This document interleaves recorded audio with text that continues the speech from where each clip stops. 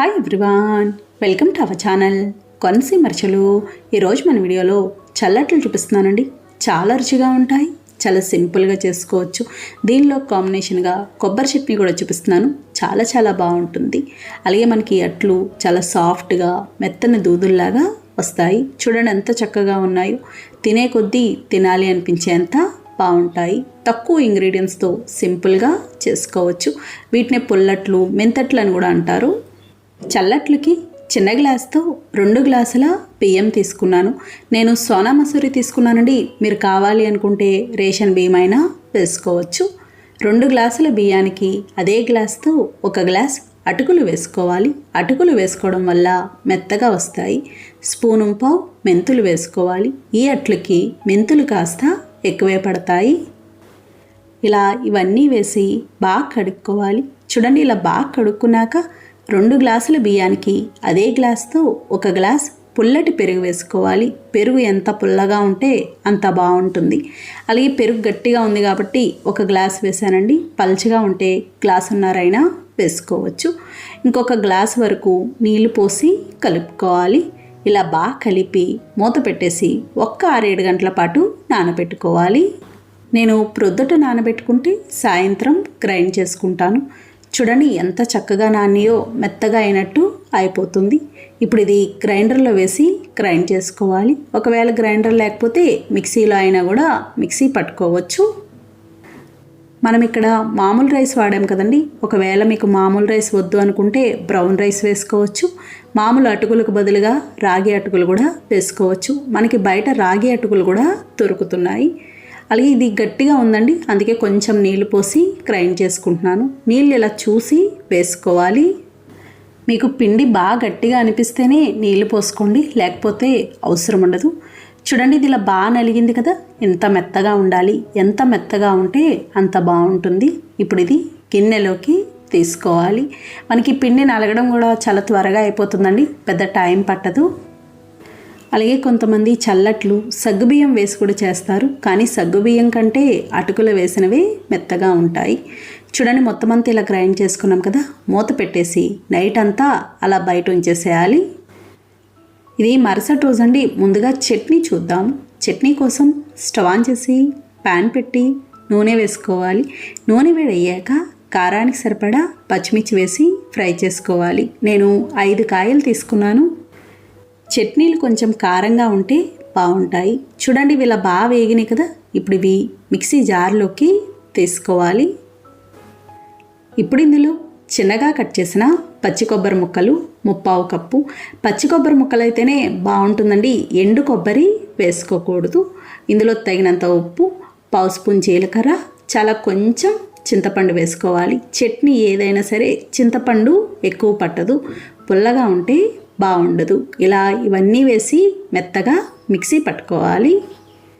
ఇలా mixie పట్టుకున్నాక 3/4 cup పచ్చి కొబ్బరి ముక్కలకి 3/4 కప్పు పుట్నాల పప్పు వేసుకోవాలి. వేపుడు శనగపప్పు ఉంటుంది కదండి, గుల్ల శనగపప్పు, అది 2 సమానంగా తీసుకోవాలి.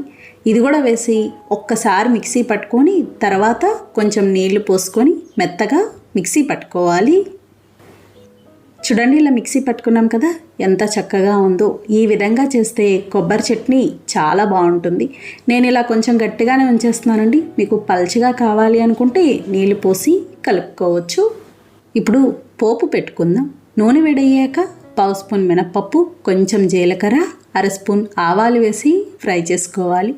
చూడండి, ఇలా వేగినాయి కదా. ఇలా వేగాక ఎండుమిర్చి ముక్కలు, ఎండుమిర్చి 1 కాయ, కొద్దిగా కరివేపాకు వేసి ఫ్రై చేసుకోవాలి. పోపంతా ఇలా వేగింది కదా. ఇప్పుడు స్టవ్ ఆఫ్ చేసుకొని మనం ముందుగా చేసుకున్న చట్నీలో వేసి కలుపుకోవాలి. అలాగే మేము ఏ చట్నీ అయినా సరే వెల్లుల్లి వేయము. వెల్లుల్లి వేస్తే మనకి తినేటప్పుడు తేనుపులు వచ్చినట్టు ఉంటుంది. చూడండి, ఇలా బాగా కలుపుకున్నాం కదా. ఇంతేనండి, కొబ్బరి చట్నీ తయారైంది. చూడండి, ఉదయానికి పిండి ఎంత చక్కగా పులిసిందో. ఈ విధంగా ఉంటుంది, పైకి లైట్గా పొంగినట్టు ఉంటుంది. అలాగే ఈ పిండి కొంచెం జిగురుగానే ఉంటుంది, దోశ పిండిలా ఉండదు. ఇప్పుడు ఇందులో చిన్నగా కట్ చేసిన ఉల్లిపాయ ముక్కలు, పెద్ద ఉల్లిపాయ 1, పచ్చిమిర్చి ముక్కలు పచ్చిమిర్చి, 4 కాయలు, నానబెట్టిన శనగపప్పు, ఒక 3 స్పూన్లు శనగపప్పుని నానబెట్టి వేసుకోవాలి. 1/2 స్పూన్ జీలకర్ర, తగినంత ఉప్పు, కొన్ని నీళ్లు పోసి కలుపుకోవాలి. నేను శనగపప్పుని నైటే నానబెట్టేసుకుంటానండి, ఉదయానికి నానుంటుంది కాబట్టి. చల్లట్లలో శనగపప్పు వేయడం వల్ల చాలా బాగుంటుంది. చూడండి, ఇలా బాగా కలుపుకున్నాం కదా, ఈ విధంగా ఉండాలి. ఇంతకన్నా పల్చగా ఉండకూడదు, ఇంతకన్నా గట్టిగా ఉండకూడదు, మరీ పల్చగా అయితే ఉండదు. ఇప్పుడు అట్లు వేసుకుందాం. స్టవ్ ఆన్ చేసి పెనం పెట్టుకోవాలి. పెనం వేడవ్వాలి. పెనం బాగా వేడయ్యాక మీడియం ఫ్లేమ్లో పెట్టి పిండి ఒకసారి ఇలా కలిపి ఈ విధంగా అట్టు వేసుకోవాలి. నేను గరిటెన్నర పిండి వేస్తున్నానండి. ఇలా కొంచెం మందంగానే ఉంటాయి, పల్చగా ఉండవు. ఇవి పెద్ద అట్లులాగా రావు, చిన్నగానే ఉంటాయి. అట్టు వేసుకున్నాక నూనె వేసుకోవాలి. చుట్టూ వేసుకొని మధ్యలో కూడా వేసుకోవాలి. చూడండి, ఇది ఒక వైపు ఇలా కాలింది కదా, ఇప్పుడు రెండో వైపుకి తిప్పుకోవాలి. రెండో వైపును కూడా ఇలా కాలింది కదా, ఇప్పుడు ఇది ప్లేట్లోకి తీసుకోవాలి. చూడండి ఎంత చక్కగా ఉందో. ఇదే విధంగా అన్ని అట్లు వేసుకోవాలి.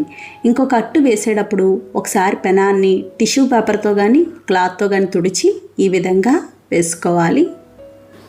అలాగే ఈ అట్టు వేసేటప్పుడు గరిటెతో పైన స్లోగా అనాలి, గట్టిగా అనకూడదు, పిండి అంటుకుపోయినట్టు అయిపోతుంది. మీకు నచ్చితే ఇందులోనే క్యారెట్ తురుము, కొత్తిమీర కూడా వేసుకోవచ్చు. చూడండి, ఇది కూడా ఇలా కాలింది కదా, ఇప్పుడు ఇది ప్లేట్లోకి తీసుకోవాలి. మీకు ఎంతసేపు ఉన్నా కూడా ఇంతే మెత్తగా ఉంటాయండి, అస్సలు గట్టిపడవు. చిన్న పిల్లలు కూడా ఇష్టంగా తింటారు. పిండి మిగిలితే ఫ్రిడ్జ్లో కూడా పెట్టుకోవచ్చు, 2-3 రోజులు ఉన్నా కూడా పాడవదు. అలాగే ఈ అట్లు కొబ్బరి చట్నీతోనే కదండి, ఏదైనా ఊరగాయతో తిన్నా కూడా చాలా బాగుంటుంది. ముఖ్యంగా తొక్కుడు పచ్చడి కానీ మాగాయ కానీ అయితే ఇంకా బాగుంటుంది. నేను ఇక్కడ టమాటో మామిడికాయ పచ్చడి వేశాను. చూసారు కదా ఫ్రెండ్స్, చాలా సులభంగా తయారు చేసుకున్నాం. నచ్చిందండి వీడియో. మీకు నచ్చితే లైక్ చేయండి, షేర్ చేయండి, కామెంట్ చేయండి. Thank you for watching.